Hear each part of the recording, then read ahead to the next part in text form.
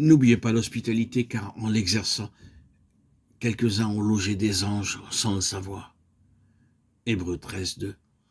Bien que ces deux hommes soient apparus à Lot comme des anges, cependant quel accueil à contre-cœur leur accorda-t-il? Lot savait que ces deux hommes étaient des anges, mais il resta là où il était pour les accueillir.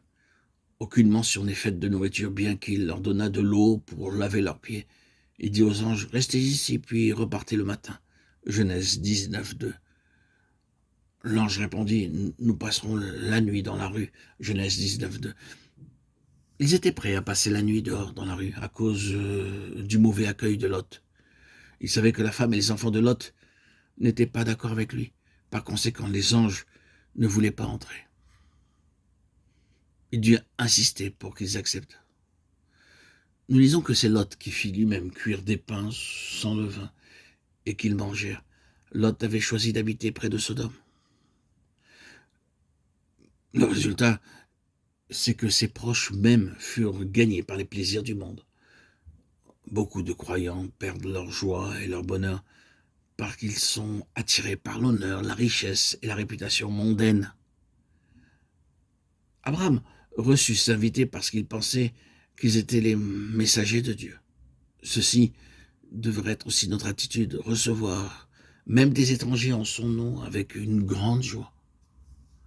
Alors, l'Éternel dit, cacherai-je à Abraham ce que je vais faire? Genèse 18:17. Le Seigneur apparut à Abraham pour fortifier sa foi. Le Seigneur dit, Sarah, ta femme, aura un fils. Sarah rit en elle-même, disant, maintenant que je suis vieille, aurai-je encore des désirs?